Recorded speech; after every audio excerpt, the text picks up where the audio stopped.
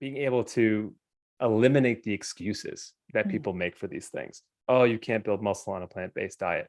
Here's high protein meals you can have. If I can just provide more of these resources, I'm going to eliminate all of the potential objections someone could make for why you can't achieve a certain lifestyle. I hope to inspire people in that way, but that one's going to be a very fun project that takes advantage of some of the old fitness skills back in the day.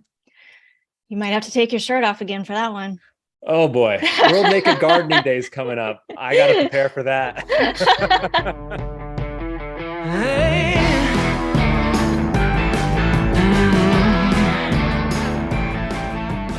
Nick, I'm so happy to have you on. How are you? I'm good. I'm good. Thank you for having me. Happy Earth Month. Not sure when this will Yes. come out, but it is April, the best month of the year. Oh So boy. I Oh appreciate you boy. having me on. A big one for you, huh? Oh man, I'm a little burnt out, but it's like the Super Bowl for eco plant Mhm. people. So it's good. It's worth it. Well, I want to talk to you. And when I just said, Nick, great to have you on, like, it's hard to say Nick without saying farmer. Do you get that a lot? I literally was on a shoot yesterday and there was another Nick on set. And so they're like, all right, you are just Farmer Nick. You are Farmer Nick to us forever and always. So whatever works best. All right, Farmer Nick. Would you be up for a fun little lightning round to just get our juice flowing? All right. Do I need to stretch or are we Yeah, good? do a little stretch. I'm all about All right. mobility and yoga. So if you need to take a few seconds, yep. Little sprint round here. All right, I got 5 questions for you. Okay, here we go. All right. 3 daily habits that keep you on the path of holistic health and wellness. Ooh, easy. Wake up, 32 ounces of water right off the jump, followed by 30 minutes of stretching, and then some period of time outdoors. Doesn't have to be a long time, but some period outdoors, absorbing that nature. That's how I start my day. Connecting with the nature. I know that's you. Okay. If you had to choose, what do you think is the most versatile plant food on the planet? Ooh, man, chickpeas. Yes. Chickpeas for sure. I eat chickpeas every day in some form. Shut up. Hummus, amazing. You can make hummus so many different ways. My roasted beet hummus is to die for. Then you can make chickpea burgers and you could do crispy chickpeas, chickpea cookie dough. It never ends. Chickpeas are the best and they're high in protein. Yes. Oh my gosh. You probably don't know this about me, but I'm a chickpeaaholic. Same. Okay. Same. Awesome. Something we have in common. All right. Name a time you were in the right place at the right time in your life. Oh, I mean, it has to be getting into plants. I mean, this was back in New York. I was working a corporate job for IBM and a couple other startups. And I just happened to start getting into plants because my mom had told me if I'm going to live at home rent free, you have to do something around the house. I asked her what I should do, and she suggested I start a garden. So it was the right place, right time. The plant boom had just started picking up. I moved to New York City and bought 100 houseplants for my home, and it just kind of snowballed from there. I love it. And we're going to dive a little deeper into that in a moment. A quirk or fun fact that most people don't know about you. Ooh, fun fact. I played college baseball and was actually a personal trainer for 6 years. So when it comes to body and movement and all the people commenting, oh, soy boy, like, where are you vegan? I'm like, hey, if you want to have a push-up contest, let's do it right now. Let's go. I think that surprises people when they realize like, whoa, like you really into sports and you're really into fitness, all these other things. And that breaks the mold of like what people assume a vegan man is. I absolutely love that. Breaking those stereotypes is so important. All right, last one. What message would you put on a billboard for thousands of people to see every day? Go buy a plant now. And the reason is because plants are stepping stones. They are the botanical bridge that can guide us to a more environmentally enlightened state. And if we are just not exposed to plants on a daily basis, we will not develop that excitement, that empathy, that appreciation that we need in order to become better stewards of the earth. So go buy the plant. Yes, I love it. Okay. So let's dive a little bit deeper into your what you call your germination story. You kind of gave us a great little intro there with about your mom's house. And what I'm really interested also, maybe beginning with that period following baseball, when you were navigating this shift in your identity, which I know can be a really tough for athletes to do, right? Can you talk a little bit about that? Yeah, this is something I think about quite a bit, actually, because you talk about right place, right time. I had spent 22 years of my life building this identity of your body is what makes you valuable, what you can do with your body. And all of a sudden, that thing that everyone praises you for is gone. That identity of being an athlete is gone. Now, you can still be active and you can still compete, do this and that, but it's over. And that was hard for me. And I don't think it's any surprise that during that kind of brief window of trying to figure out what adulthood was, that my mom suggested the first thing that came to mind, like, oh, you like food, you like being outside, why not try gardening? That immediately filled a void. Whether that's healthy or not, I'll have to talk to my therapist about, but it became one of those things where I was looking for something. Something was presented to me, something that was foreign, something I knew nothing about. There were no plants in my home growing up ever. So the fact that I was able to pick up something that quickly, I think is honestly something I'm so grateful for, because there are many people out there who still haven't found it. They still haven't found what makes them tick and what really gets them going and excited to wake up every morning. So that was a critical period. And there are days where I still very much miss competition and being at my physical best. But, the plants are a softer skill, and that nurturing skill is something I want to continue fostering as I look to have a family one day and start going down these next phases of life. But man, that transition was not easy. Mm.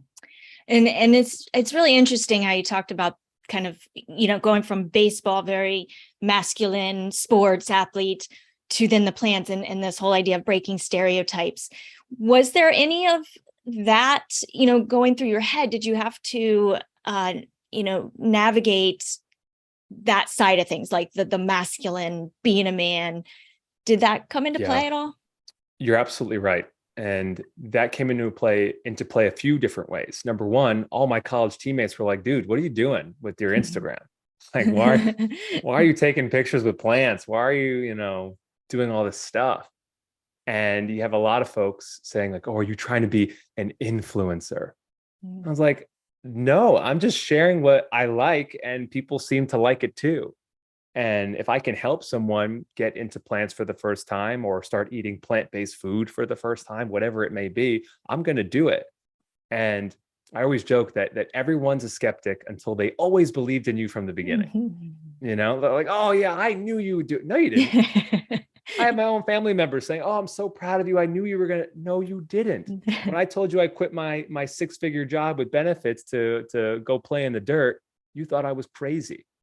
But now that you have a little success, it's like, oh yeah, of course. But that was hard. That was a difficult time, especially since so many of my old teammates were in the city with me. And I was saying, hey, I can't hang out. I'm going to go plant some woman's apartment on the Upper West Side. It Right. was very different, but I'm grateful for that moment of discomfort. And I think it was very necessary to reach that next level. Yeah, absolutely. And where in the timeline did the plant-based eating go along with the plants? I'm curious about that. So that happened about 3 years later, starting in 2017.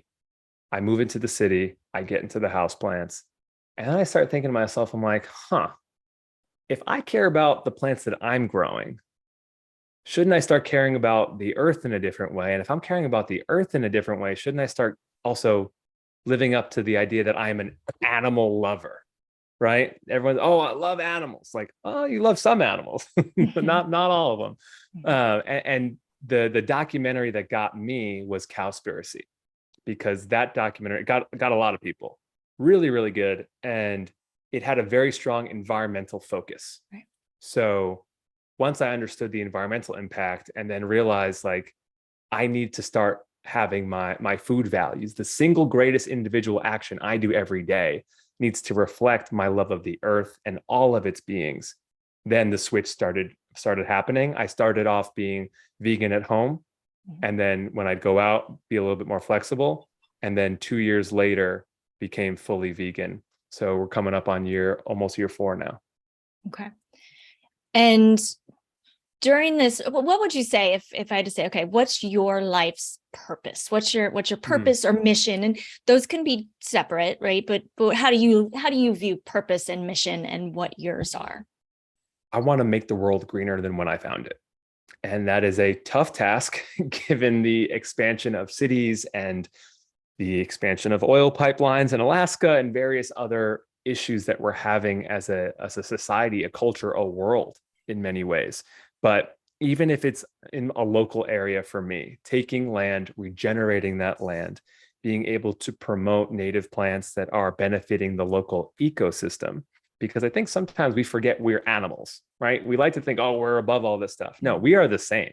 We are all the same. And if we start treating our environments, even our homes, as living, breathing ecosystems, we'll start being more cognizant and thoughtful about what we put into the earth, what we take out of the earth, how much we put in versus how much we take away. And if I can inspire someone, be it in LA or New York, but honestly, like the best messages I get are from those in Ohio. Like, hey, because of you, I ate a vegan meal this week. Because of you, I planted a garden this week. That's awesome. That brings me so much energy, and it's a huge motivating force in everything that I do. One thing I really admire about how you work, so you've got this very big mission, right? This very big purpose, but you're so strategic and focused. And it seems to me like you really meet people where they are. And how did you learn how to do that with this platform that you built? And before we even get into that, okay, I'm going to sorry, not sorry. I really want our audience to know the story of the Instagram post that was your breakthrough post that gave you this momentum that helped you build your empire. Oh boy. Yeah. All right, there's a few different moments. But I'll start with the first one because it's more on the plant side. There's an account out there called Boys with Plants. And it's just for like, cute guys with plants, sometimes wearing clothes, sometimes not. And I had just taken a photo one morning, I felt good, took a photo holding a fiddle leaf fig without a shirt on. And then I woke up the next day and had 5,000 new followers. I was like, what? How did this happen? And I had a lot of DMs from different men around the world.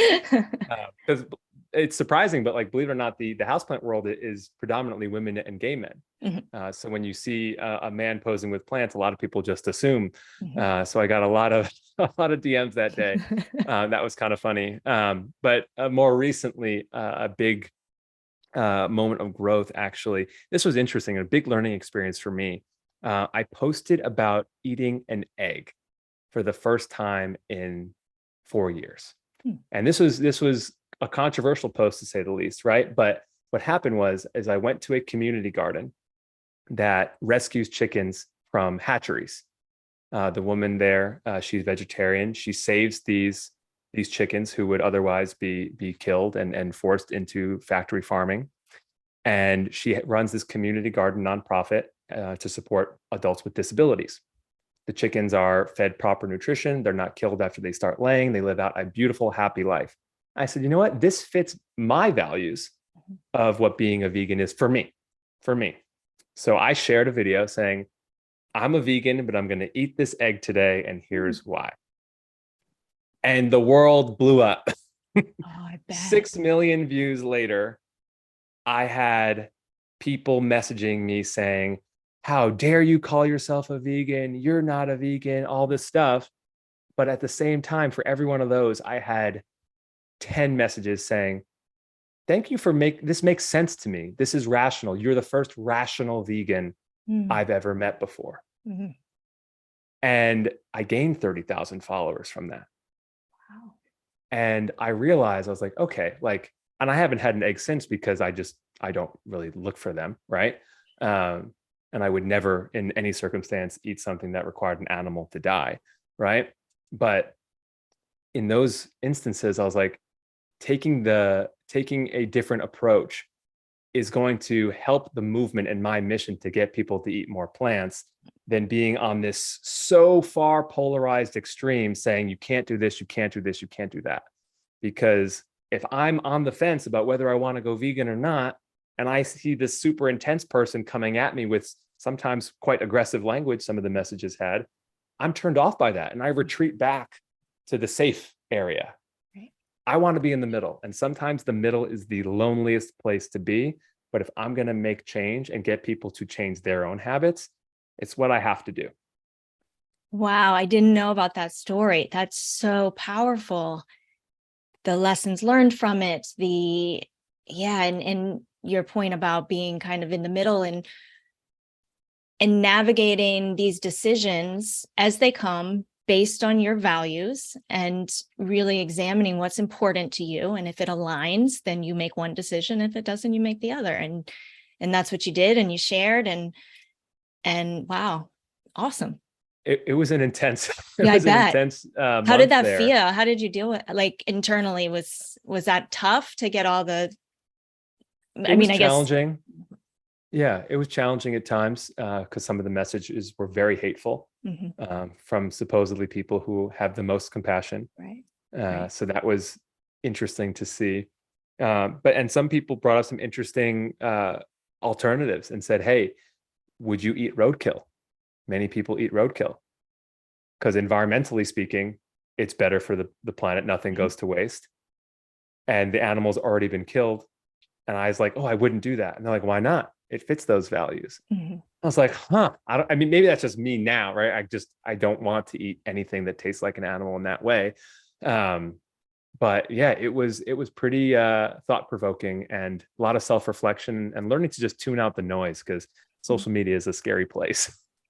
It is, and you're on it a lot. I mean, you're so consistent with that. So back to this idea of your purpose, and then using your coaching and using your platform, right, to fulfill this, but you kind of dial it back and start with some very simple steps people can take. Is that, how strategic is that? And how do you go about kind of deciding what the content you're going to put out there? And how do you keep a private life when you're, so being so consistent with putting stuff out into the public? The private life is much harder to keep a secret, I guess. I'm not trying to hide anything. Right. But people start asking you questions that are beyond the scope of what you are trying to portray. And I think people forget that it's a job, right? Some people might go to an office 9 to 5, but I go behind my garden and start making content there. And it's different level of privacy or lack thereof.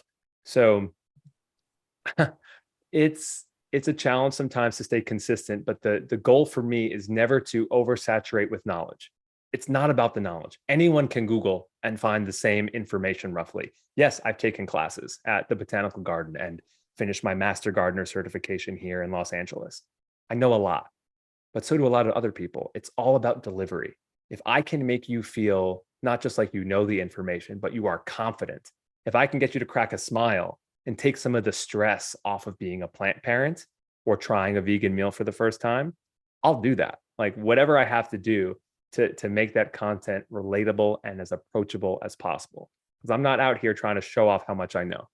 Because a lot of my own knowledge and a lot of the things I've learned and my own beliefs regarding some of these things are more intense than what people want to see anyway. Right? Most people are not going to be buying 100% plastic-free groceries. It's hard. But I'm going to just show you, hey, here's how to use produce bags in a different way. Here's how I regrow this veggie when I'm harvesting it from my garden. All these different things are meant to be that first step to get someone excited, and then they start coming back for the next level of knowledge after that. Got it. And how challenging is it to be able to move through your day being really present and not being like, oh, but this should be, this should be shared. So should I be sharing it, or should I? Is this, like, how do you structure that? It's honestly a real struggle for me because I want to be present and I still want to make sure the algorithm doesn't hate me, right? Right. So there is a balancing act of what I've kind of found a good rhythm with is filming things, but not posting in the moment. Mm. I don't want to go to a beautiful botanical garden with a friend and then be like, hey, sorry, 2 minutes, I have to go post this on Instagram. Never want to be that person. So instead, I kind of use it as a photo video journal for the day. This is what my day was. And then I'm going to recap it after and share what happened after, sometimes even 2 or 3 days after or longer. Mm-hmm. But being present is the most important thing to me. And sometimes with work, it's hard because I could plant that garden in an hour, but it will take me 3 hours because I have to talk about it and showcase the plants and film it and do all that other stuff. So it's an ever evolving process, and I'm still learning. Yeah, I can only imagine. I'm curious about how the Netflix show came to be and that story and what that was like. Instant Dream Home. No, sorry. Oh, Big Flower Fight. Yeah, the big flower fight. Well, I'm interested in Oh, both of them, but I'm we'll haven't start seen. there. Yeah. So the Big Flower Fight, for those that haven't seen it, is basically just like Great British Bake Off, but for giant 10-foot plant sculptures. Very, very fun. And this was something I got asked to audition for back in 2019. And I was working a full-time job then. It was just a random DM from a casting agent. And I do the audition. I get the show with my partner, Taylor.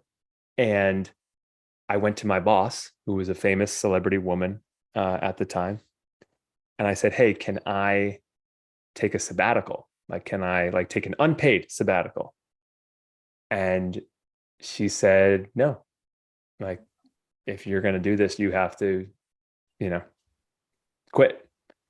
So I was like, all right, I quit and took a big risk and ended up spending not as long on the show as I would have liked to spend on the show, but it was a great stepping stone for the Instagram and being able to build a following in a different way. And it just kind of skyrocketed from there. So forever grateful for that experience and still have lots of lifelong friends from it. Fun. That's just sounds the show name is so fun. It's It so was great. yeah, awesome. And then the other show, what year was that? So Instant Dream Home came out last August, and that show is more so about your typical home renovation, except we do it in 12 hours. So it was hectic, it was stressful, it was wild. I handled all of the exterior work on that. So all of the landscaping was very chaotic, but very, very fun to see the families come home and see an entirely new curb appeal for their home as a whole new facade. So it was an unbelievable experience, something I will never forget. And it just more so kind of the work that I do now with my own landscape design business, just not in 12 hours. Yeah, I mean, I got stressed out watching that show. Like physically, my body would like, I was like, oh my God, are they gonna get it done? How are they doing this? But everybody seemed like they worked really well together. Yeah, totally. The chemistry was fantastic. Yeah. And, one thing I wish the show showed more of was just like how much stuff we did that didn't get covered from the camera, right? There's so many things that happened and things that I get excited about, but maybe didn't make the final cut, So it was a great learning experience. I love that team. Paige, Adair, Danielle, and Eric are still so good friends. And yeah, I hope we can come back. We'll see. Amazing. Okay, before we get into your book, I'm curious about lessons that you have taken with you and benefited as a human being and a plantrepreneur, as you call it, from baseball and also from plants. Like what lessons, how have those things been teachers in your life? Let's start with baseball. Yeah. Since my coach used to say that baseball is most like life because you got to go out and play every day. The baseball schedule, you're playing 4 or 5 games a week. Major leagues, it's 162 games a year. If you have a bad day, doesn't matter. You got to go out the next day and do it again. And that is very much a parallel to life. If you're experiencing, especially as a plantrepreneur, right, there's a lot of failures and baseball is a game of failure inherently. You're going to have to take your lumps sometimes, and you're going to have to go through tough times. And You just have to wake up the next day and keep powering through and keep growing. And that's a good segue into the lessons that the plants have taught me too, is because no matter what you're doing, there's going to be opportunity to grow something. The challenging part becomes, when do you learn to prune as you grow?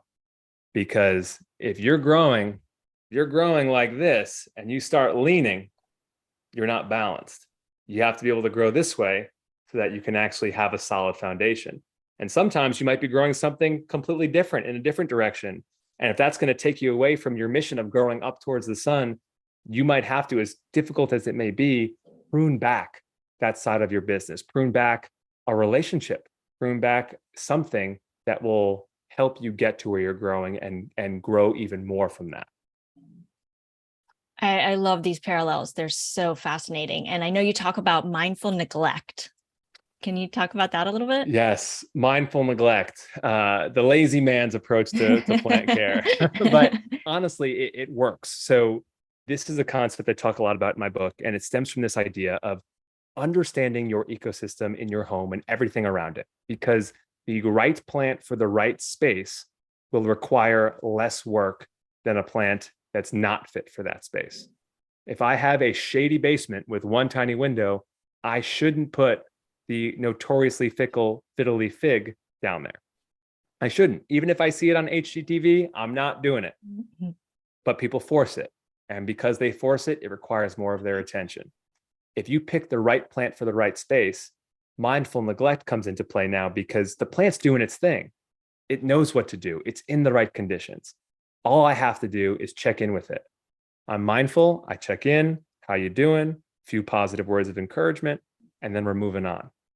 And I think the same can be said for even some human relationships where, and this is not all the time, right? But sometimes you need to acknowledge, whether it's a partner or a friend or a parent, acknowledge where they're at and let them do their thing. Mm-hmm. Because if we're that helicopter plant parent that's constantly fussing and doing this, it's going to inhibit our plant's growth rather than help it.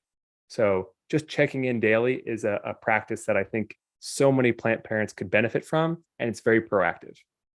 It's very empowering. I think that's the piece of coaching that I really enjoy is that it is, when done well, it's very empowering, and you are not making the decisions, you're empowering people to make those decisions. Can you talk about how your book came to be? I know you got approached by the publishing company. What was that process, and how'd you name the book? Was it them? Was it you? That was a pretty unique process. The publisher, Abrams, reached out to me and they said, "Hey, we want you to write this book." I said, "About what?" They're like, "About you and what you do and your philosophies." And you have to take a step back a little bit to realize, like, okay, like I have developed a pretty different POV when it comes to the plants, especially as it relates to the environment. A lot of plant people can talk about all the things in the world when it comes to taking care of their plants. But I want to go a step farther. It's like, yes, the small plant on your desk is great, but if we can learn to take care of that, then we got to start taking care of the big plant we all live on. So with that approach, that's kind of what inspired the thesis of the book. And plant coach was a name I'd already come up with because I had coached for years. I had coached baseball and basketball in my hometown and had, very fond memories of being that coach versus a consultant, right? A coach is a little bit more hands-on. Mm-hmm. and someone that's going to give you everything you need to know in order to thrive. But at the end of the day, they're not going to do it for you. You have to be the one to do it and apply it. So I thought it was very fitting. And the book came together after a year and a half and just launched last October. Congratulations. That's a huge deal when the publisher comes to you. Yeah, that was awesome. That was an unexpected win for the Farmer Nick brand here. But, I've realized now that there's a lot more that goes into this, and you need to, yes, you might get handed something first, but there's not a guarantee you're going to get handed something second or third, and you got to fight for those opportunities. So it was a good start, but you just got to keep growing from there. Yes. Can you talk about the shifts in plant perspective that many people might need that are listening? And let me just be vulnerable here for a minute. I'm one of those people. I've cared for animals since I was a little kid. I went vegetarian. I stopped eating them at 7, went vegan at 15. I care for animals and I keep them alive very long times. When it comes to plants, I'm like scared shitless. I'm not going to lie, because I don't want to kill them. And I let fear take over. I really do. Yeah. You're not the only one. You're not alone. Thank you. So the good news is that most people don't kill plants. It's the wrong environments, like we talked about before. So I'm taking you off the hook a little bit. That should alleviate some anxiety. The biggest shift in plant perspective that I've had to teach my clients, and granted, these are our folks living in cities like New York and LA, is that your plants are alive. And I know that sounds silly to say, but I can't tell you how many clients I've had that says, oh, great, the plant's here, put it over there. Like, well, it can't go over there. And we have to do something different with it. And you're going to have to take care of this. And it's not furniture. I always say nature, not furniture. That's a big thing for me. Once you understand that your plants are alive and go through cycles, you start to view things differently. I had a client who will remain nameless, but I had a client who sent me an email. Nick, the landscape you planted, it's terrible. All the leaves are gone. This was in December in New York. And I turned to my colleague, Emily, who was my first ever employee. And I said, I don't think she understands how nature works. I don't think she knows that like the plants and the trees lose their leaves, because we planted all deciduous plants. They lose their leaves in the fall. And we had to write an email saying, hi, actually, this is normal. This is what's supposed to happen. If you wanted evergreens, we could have talked about that instead. So never underestimate how much someone doesn't know about plants. And once they realize that they are alive and do go through cycles, there is more forgiveness that can be made for some of those imperfections, which are totally natural. Okay, so how often do you recommend, this just popped in my head, orchids? Because when they fall off, it's like a stick coming out of the, the flower spike. Right. Yeah. It's not like the most beautiful. I mean, no offense to orchids. Like, now I feel bad even saying that, but do you do you know what I'm trying to say? Like, I'm just wondering what you do with them when they're just a stick, and how you care for them and are still respectful and loving to them, but know that they're not like the most gorgeous. So for those who are trying to visualize it, right? You have your orchid, which has the leaves. They are epiphytic, meaning that they grow in the wild on top of other plants. So you'll see those big roots kind of coming out of the pot and whatnot. Then they have their flower spike, which shoots up straight and has the blooms. But when the blooms are done, it's just a random spike and looks kind of silly. Yeah. So what I would do, and what I'm currently doing, is you cut that spike at the base, and all you're doing is now treating the plant and the orchid like a regular plant. You can water it, you can mist it, do whatever you need to do to keep that green alive. If the foliage is alive, your orchid will rebloom eventually. It helps to give it some fertilizer, and picking up orchid fertilizer is a great way to kind of jumpstart that process. But getting your orchids to rebloom is such a satisfying part of plant care. And don't give up on it. Don't throw it in the trash. Don't compost it yet. Give it a shot. Do you have any other, besides your lovely client who didn't know that leaves fall off in the winter? Do you have another couple stories for us, or anything that pops in your head of fun stories, inspiring stories, funny stories clients for clients? Yeah. Yeah. Oh man, there's so many stories. I'll tell you a more sentimental story. So I had this client who called me, and she said, hey, I just bought 15 plants. I've never really had plants before. I just bought 15 of them. Can you come over and help me? And I show up, and she has a 3-year-old son, and she's got all these new plants in the apartment. She literally knew nothing about them. And we go through and we start, explaining what needs to be done. And I asked, like, hey, by chance, like, what inspired you to go out and just buy all these giant plants? And she opened up to me and said that she had had a miscarriage and still had that desire, whether that is mentally or also even physiologically, hormonally, to nurture, to take care of something. And her taking care of these plants was filling a void that would have been filled with her second child. And that was really powerful for me, right? To see a woman go through that stage of grief and use plants as a median to transfer that emotion and that nurturing feelings to something else that's living. That was really special. That was a really cool moment. I had another client, and this is a kind of funny and sad story at the same time. She's a famous fashion influencer in New York City. And I arrive at the plant shop and I'm dressed my t-shirt and jeans, and she shows up. She's dressed to the nine. She's got the whole outfit. She brought a professional photographer. Like, it was a thing, but she was so into it. And we made our purchases, and I get in the back seat and I look over, and she's got a plant on her lap. She's like talking to it lovingly.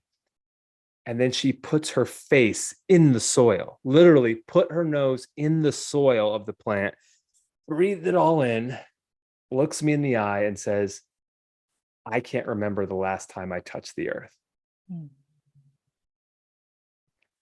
You had this beautiful woman living a luxurious lifestyle, fulfilled in so many ways, putting her face in a potted plant because she'd been deprived of nature for so long.